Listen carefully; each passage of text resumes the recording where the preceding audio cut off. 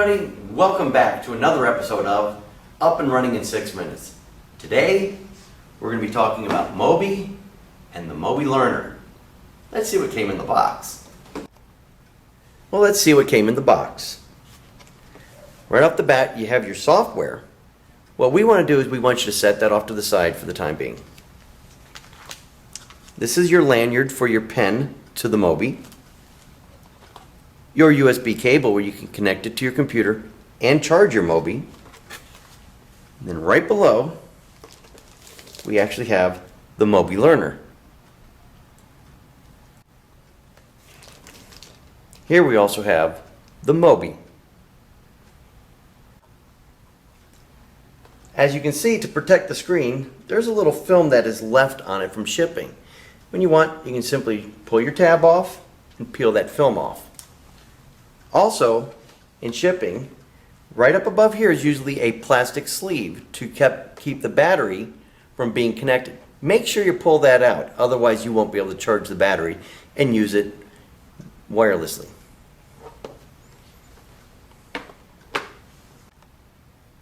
As we look at the back side of the Mobi right now, you can see this is where your battery is. This is your connection button. We'll show you that in a little bit.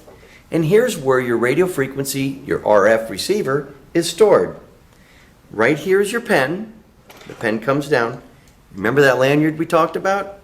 That lanyard will connect here and here.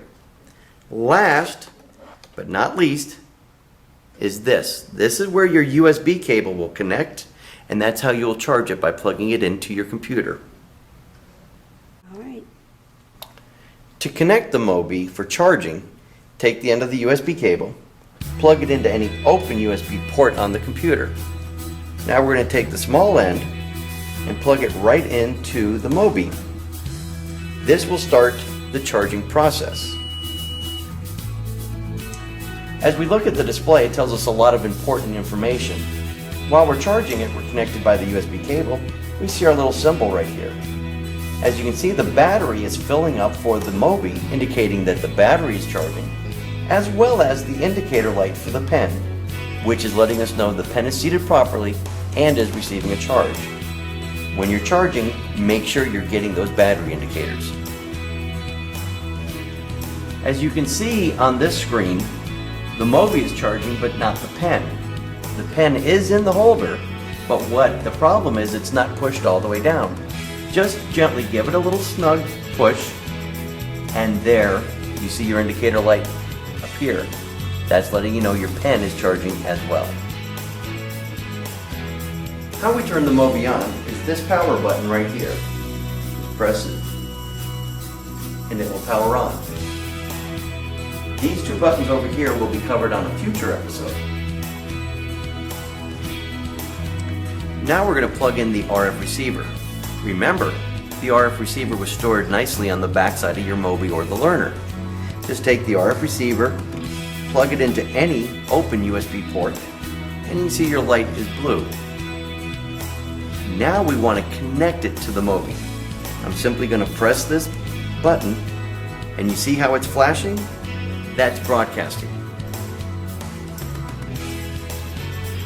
With the RF receiver broadcasting from the back of the computer, with my Mobi on, I just simply press this button, and now it will connect to my RF receiver. Right workspace software, you'll see a toolbar appear on the right side of your screen. If you click on the icon that looks like a blank sheet of paper, you'll notice your screen will change. This is a blank workspace document page. And when a workspace document is open, we have a few toolbars and options that you can use to customize your document. The main toolbar is the intermediate toolbar by default and allows for easy access to the tools that you can use to create interactive lessons. This toolbar can be customized. The Properties bar allows you to modify any tool that you choose. The Properties bar will change depending on the tool that's selected from the main toolbar.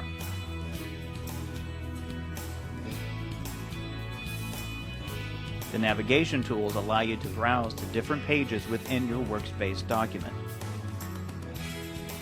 finally, the Recycle bin will allow you to delete any unwanted items from your workspace page.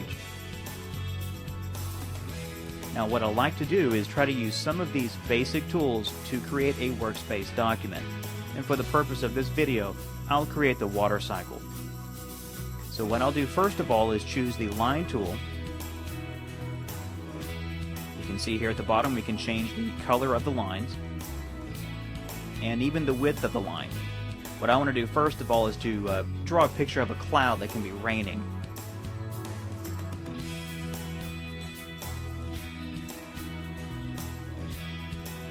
And here we can do some raindrops underneath it.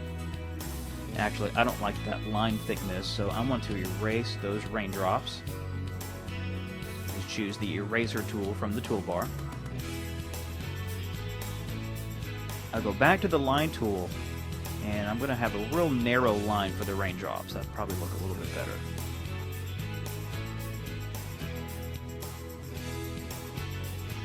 There we go. Now I want to draw a lake or a pond or something at the bottom that can be collecting the raindrops. So I'm going to go to the Shapes tool, choose my shape. I'll do a little oval for a pond, and we can even change the color for the different shapes that we can create.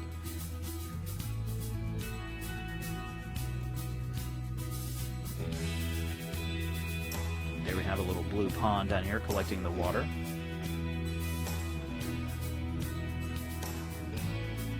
Now I'll change to the line tool, which will allow me to draw not only straight lines, so I don't have to freeform those, but they can also have arrows built into them. And you can choose which type of arrow or line that you'd like to create here. And I want it to be in red so that it stands out.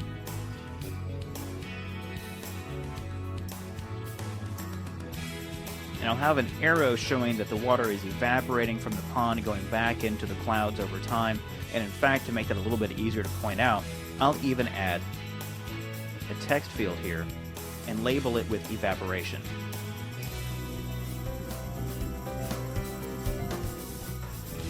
The advantage of the Mobi with the software is I can walk around the classroom. I'm not stuck at the computer.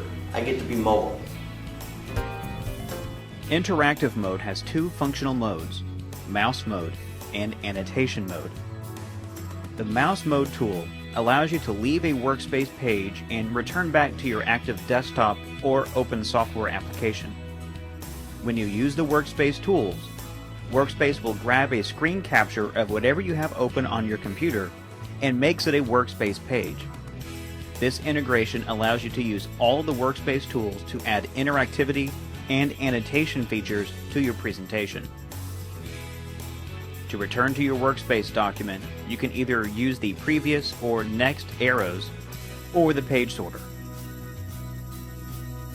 The Annotate over Desktop mode allows you to leave a workspace page and return back to your active desktop or open software application. The difference between this and the mouse mode is that when you switch to your other application, all of the features like the scroll bar, links, etc. will still be active. This integration allows you to use all the workspace tools to add interactivity and annotation features to your presentation without having to be in a workspace environment. To return to your workspace document, you can either use the previous or next arrows or the mouse mode tool. You'll be prompted to save the annotations you made to the live document. If you click yes, a workspace page will be created to save the annotations. If you click no, you cannot recapture those annotations. Thank you for watching this episode of Up and Running in 6 Minutes. Please watch another episode. Have a great day.